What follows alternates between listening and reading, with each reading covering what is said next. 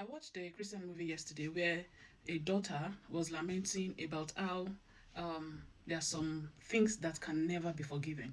In that movie, it happened that her father has raped her continuously between the ages of 10, I think, to 13 or 16. I don't know, I can't remember the exact age, but it was at least for 2 years that the thing went on. And according to the movie, the father unalived the mother, abuse. Anyways, so now she and her classmates were talking about forgiveness, and that was because in that movie, the title of the movie is, it's a Yoruba movie, a Christian movie, Ilekun. Ah, God, I forgot. Ilekun Ayeraye. Yes, I think that's it. By Femi Adibile. So the one of the students was sharing his experience with her. According to the movie, his father, who is a single father, was raising him alone, and the mother neglected him even before he clocked one. And so it got to a point, a revelation was saying that the man needs to forgive his former wife, for some doors to be opened. And it was a difficult forgiving because at the time, based on the movie, at the time when the man was living, yes, he was not rich, but he was okay. He has built his own house and he was a minister of the gospel. But it's like his child was facing some academic issues, and then it was revealed that for that door that the enemy is using to enter into his child's life to be closed, he will need to forgive his ex-wife. However, it took a long process. It was difficult. He cried and all that, and yeah, he forgave anyway, long and short. And so the what happened between that father, his son, and his estranged wife now made the son to just be discussing with his classmate, and that's how this lady opened up, saying that there are some things that can never be forgiven. And to be honest, I quite agree with her. It's a very difficult place to be when you're, especially when in this case though. According to the movie, the girl's father was already sorry. He's already a miserable man at the time they were showing him. I think after the girl mentioned he was forgiving her, he died. So he died, and that was it. But now I'm bringing it into reality. I've dealt with a lot of cases, and to be honest, in my human state, if I hear these things, it's always hard to say, please forgive them. Like, I cannot open my mouth to say forgive. Because please tell me, how do I tell somebody to say to who knows a father as not just raped her? I'm talking of reality now, cases I've had to deal with.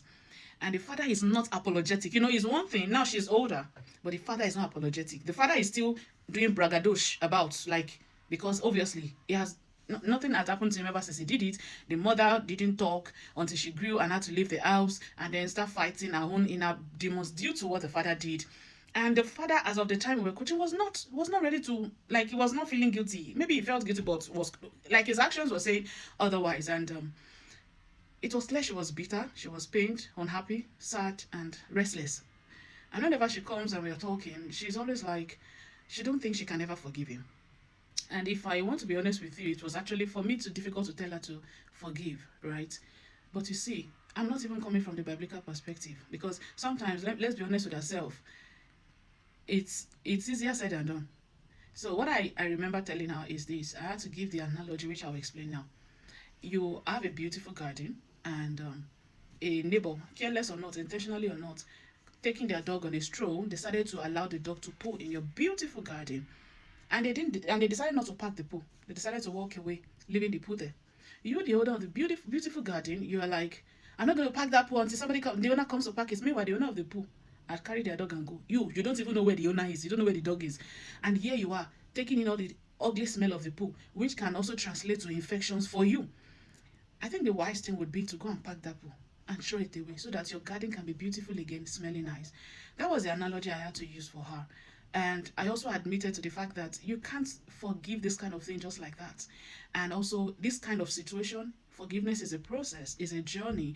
It's not something that, I've forgiven you, and then you're going. It's something that you may see someone that looks like the person, and it comes back again, because it's not, it's not even a one-off thing. It's a continuous thing that happened for a long time. So the forgiveness will be in levels. You'll be forgiven, and then it will start from the surface, then deeper, till you are finally free of the pain. Now, this is what forgiveness does. It does not cushion the person that did the harm away from the consequences of their action. Even if they don't face it here, they will still face the consequence of their action one way or the other. My prayer is for an innocent person in their life not to bear the consequences with them. However, you who is carrying the grudge, you will lose your peace. You will lose your happiness.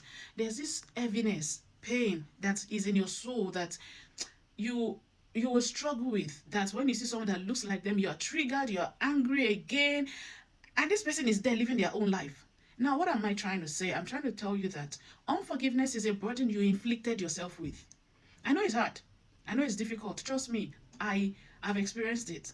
Like, I don't want to go into details, but I've been hurt so badly by the person I trusted for years, and he went ahead to even made it obvious that he's going to destroy my life so that no one else has any benefit of me again.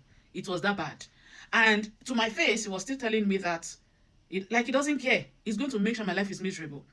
But when I thought about the whole matter, I was like, Ruth, you are forgiving this person for your own sake. You are not forgiving them for their sake. You're forgiving them because they don't deserve the space you are giving them in your heart. They don't deserve the time you are investing in the pain. They don't deserve the energy, the emotions you are transferring into nursing the pain, because that's what you're doing. So, no matter how difficult this is, I'm going to beg you to go through the process of forgiveness and take your time. However, make up your mind to forgive. If you need to call the person's name and say, I forgive you every day whenever you remember the pain. Oh, let's say the person's name is Tunde. Tunde, I forgive you today for what you did to me. You can even choose to highlight what they did and keep moving. It doesn't take away the pain instantly, but with time, you will. And now, if you are a Christian, I will beg you, use the grace of God to your advantage. That was one of my saving grace. I had to pray for grace to forgive the person who is not even sorry to start with. I had to face the mirror and say, Ruth, you are forgiving this person, not because of the fact that is apologetic, but because of yourself. So you are going to choose to forgive that person. Drop the weight. It's not worth it. Like, they don't deserve that space you're giving them. Remove them. Let God, karma, or whatever it is you believe and think would catch up with them, let them deal with them. In fact, you'll be the one to ask for mercy on their behalf when God decides to deal with such people. So please, I beg you, forgive them. Even if they are still trying to frustrate your efforts, forgive them. And forgiveness does not mean relating with them.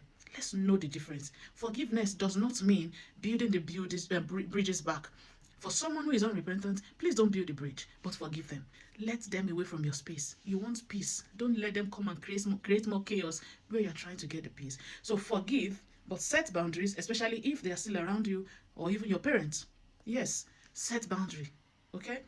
I hope you find grace to be able to forgive whoever has hurt you. I really pray you do.